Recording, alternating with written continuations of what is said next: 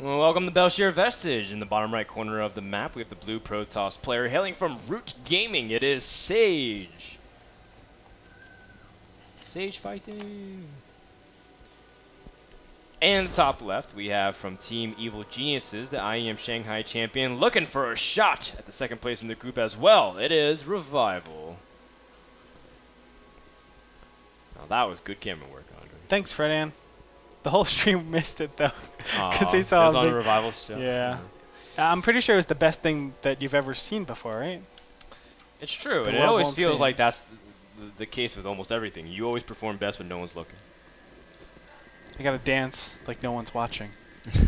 Fredan. Sing like nobody's around.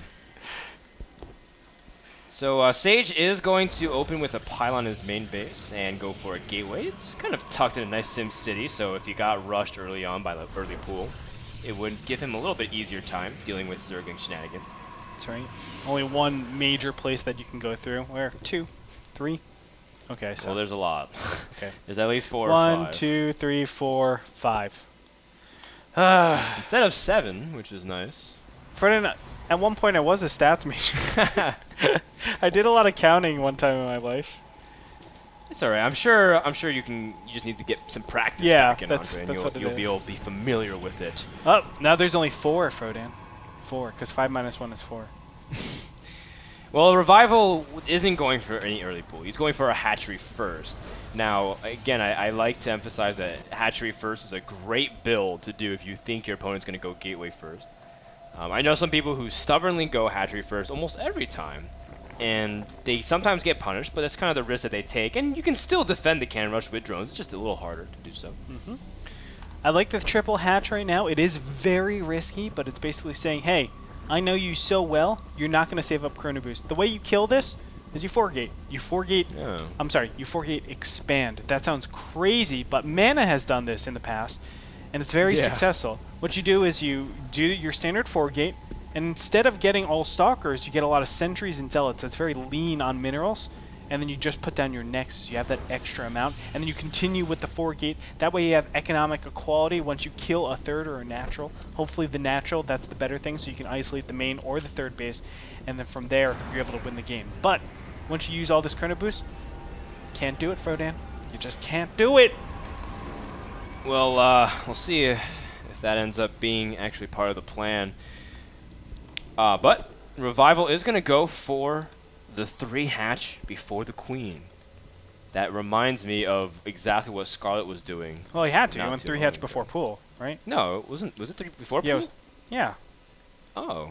No, I thought it was 3. It was 2 hatch pool and then 3rd, like Scarlet No, was doing. it was definitely 3 hatch before. Okay. This is a 3-minute hatchery over here. Okay.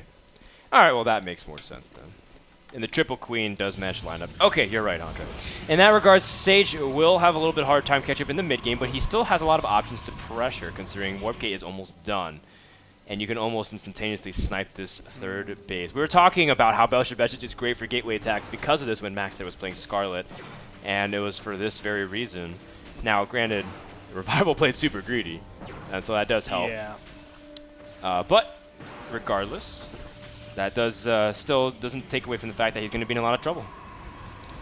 We'll find out. I mean, as I said, using up all the Chrono Boosts, you get a much later gateway, but it's Warp Gate, but it's not that much later. We'll see. We'll see. Really, I feel like Revival's going to have a hard time holding off. He's still droning, and if Sage just makes 4 Zealots, the 3rd base can be under heavy pressure if you kind of bring the Mothership Core, although the Mothership Core is running all the way home. That might be a little sloppy from Sage. Still, I feel Revival is going to have a much difficult time. His Roach Warden isn't even done. Oh my goodness, I forgot production tab. I suck at life. Oh. All right, well, here we go. We're going to look at right now. I was like, well, let's look at the roaches right now in the top left-hand corner. Well, 6 are in production, Andre. Sage is going to keep pressuring, and he doesn't have to necessarily commit to killing everything. He can just kill the hatchery and recall. Sage has been using it very nicely thus far. And nice, all of the roaches are going to be popping out right at the natural, so you can start kiting these. Time Warp is going to go down. He walks off creep. Oh no, Fredan! Well, the roaches did get out of it. It wasn't the best Time Warp. You want to do it a little bit ahead so they either have to stay where they are. So just losing a queen, definitely Wow. worth it to go 3 hatch before pool in this position. Okay. Well, Sage didn't do as much damage as I thought he would. Yeah. I stand I agree. corrected. No, I agree. I felt like he could have done more, especially with Oh, he still has another time warp. He still has another time warp if he wants to. Think how much better this would be if that Stalker and the 2 sentries back at home were in this army, Frodo. Yeah, I agree. You can at least try to trap him and add some DPS to the Roach. Meanwhile, you know, having the Mothership Core poke at the Roach is still pretty annoying for the Zerg player. But overall, the threat has been waned from Revival and has done a good job. I seriously thought that this third base was going to die. I don't know. Am I wrong to assume that? I've seen it work so many times.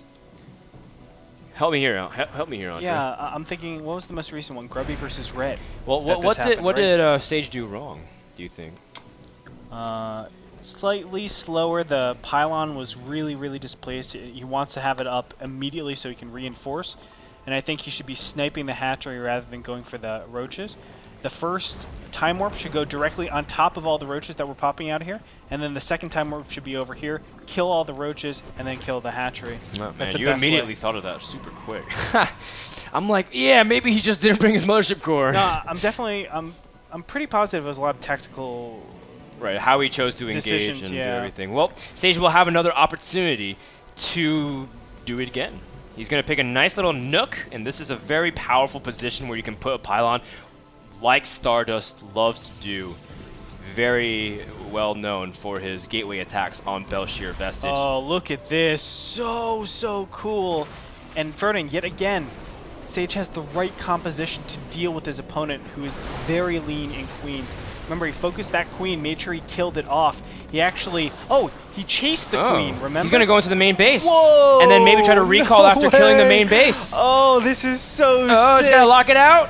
He's and gonna he does. And he has a lot of Guardian Shield. What? I guess he wants to protect himself for the queens and just want to focus down this layer. Second force field on the ramp while the Zealots stall for time. Revival doesn't want to overcommit. He still has... Sage has one more force field. Should be able to get this layer before it finishes. And he does. So Sage will be able to do it and recall out. Easy peasy lemon squeezy. Beautiful. No, the one Zealot. Oh. Okay, that was ugly. That was ugly, Sage. I'm just kidding. That was really good. And now Revival has one thing to do. He has to attack. And... Ooh, an Oracle is also GG. harassing. Now, let's look at the big scope of things once this Oracle harass is finished. How much does that really factor into what Revival is doing? I mean, in the end, it is a hatchery, it is a lair. Is this staggeringly a big advantage for Sage, or Revival is he still in a good position here, Creator? he has, if I would give a percentage to this, he has about a 2% chance to win this game.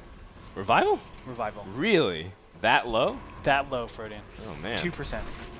I will give him at least 20 to 30. He's Revival, and he's the IM champion, and he might be able to catch these units off guard. Frodian, I'm going to look really stupid. I'm going to change my number to about 40%. I mean, he cleans up almost everything. There's no way for him to deal with the Void Ray, at least. What a massive blunder, Frodian. That was definitely not the scenario that I imagined a Revival making a comeback, but he is going to bust the front and start working on these probes, and I guess Sage wanted to give him a free win. Frodian, why would you ask me a percentage? This is such a mean thing to do as a caster. No, Sage is going to lose so many of these He has 3 Stargates. You know, he's looking so good in his main. He has 2 more Stargates over there. He's in good production. He has a defensive position. All he needs to do, he doesn't need to take a third base. He just macros up and wins. Takes the third base, loses all of his units, resets the I mean, I would even say Revival's still behind. He's going to get this third as well. Oh my goodness, everything going to Zash. No, Sage doesn't cancel. He doesn't cancel. Well, no, he's got the Nexus, he's got it. Now, Sage is going to try to see if he can Oracle harass. Ah, Frodan. In the top right. I feel so dumb right now. It comes with the territory. Now, Sage, he can pick off some drones, but still, he's got a massive lingering problem. He's on 2 base. He lost almost all of his army, and he's going to try to pressure this 4th base. But Zerg is on an economic advantage of massive proportions. 73 drones to 45 workers, and Hydra's on the way. Army tab shows 2,050 minerals, 1,350 gas to 1,625 500. We'll see how fast that explodes out for Revival. There is going to be another attack mounted over here. I feel like Sage kind of needs to. If he goes 4 base against an emerging 3 base, you will, in my opinion, always be losing out pretty hard. Oh, and Sage loses another Oracle despite trying to harass very cleanly on 2 fronts. I mean, Sage has the cool plays. He likes to do these neat little harass tricks. He also likes to do these cool tactics, like we were mentioning, going into the main base, force fielding out, and then recalling. He's a fancy player. But sometimes these costly mistakes just straight up loses you the game. And Revival is now pressing in. Wow, that is so risky to do right there. Well, Sage wasn't even looking. He didn't even react in the slightest bit. Oh, man. And now his sentries are caught out of position. Some of the Hydras do get through, but the sentries are also getting flanked at the same time. The Void Rays do clean up most of the units. Void Rays are pretty good, and contrary to popular belief, those charged Void Rays actually don't do anything bonus. Revival could have actually been dead right there. Like, he could have straight up died. All of these units should have been dead if Sage played this perfectly. There's a really, really nice choke that you can force field off half of the army, kill that army, and then, of course, continue on with time warps. Everything is good. But now we have an attack mounted over at the third base. He gets himself in a position where he has to force field twice, but well, most literally twice. But it's still kind of hard for Revival to engage. He doesn't have the Hydras with speed to get into a good position. There's so many Void Rays from Sage. And there's also this weird dynamic where sometimes Void Rays win really one-sidedly, but then they also die really easily too. And Revival has been losing Hydras left and right. These mutas are doing a really, really good job of just making sure that the economy is super... I cannot believe that... Fernando, I'm going to say I'm very unimpressed with Sage's play right now. I felt like he was very sloppy with a lot of his stuff. Both these players are trading out a lot. A lot's going on the map, I do have to say, with the Oracles, with the constant attacks. But, you know, this is not something that I'm used to seeing from 2 Korean players, and especially these 2 Korean players, Sage and Revival, are just so extremely good. And now, well, Sage does manage to stabilize for the most part. You have to kind of tip your hat to the fact that Sage... Oh, he also had some probes misrallied as well. Yeah, so that. He has been weathering most of the damage. It's just that he's still taking way more than he should be. The Zergling's going again for another run by, and this has become a complete disaster of a game. Mutas into the main base, and now things might get out of control because before the supply count was still pretty decent because Sage still had a semblance of economy. But with so many Zerglings and Mutalisks and Corruptors in the main base of Sage, I have to feel like he's going to be running out of options extremely quickly as the Phoenixes can't really engage onto the Mutas. Sage is losing production. Revival's on 5 bases. And he's also getting upgrades for his air, which can deal with this mass Void Ray Phoenix style. Revival's going to clean things up. The Void Rays go down. That was the last, I would say, advantage, maybe. GG. Revival.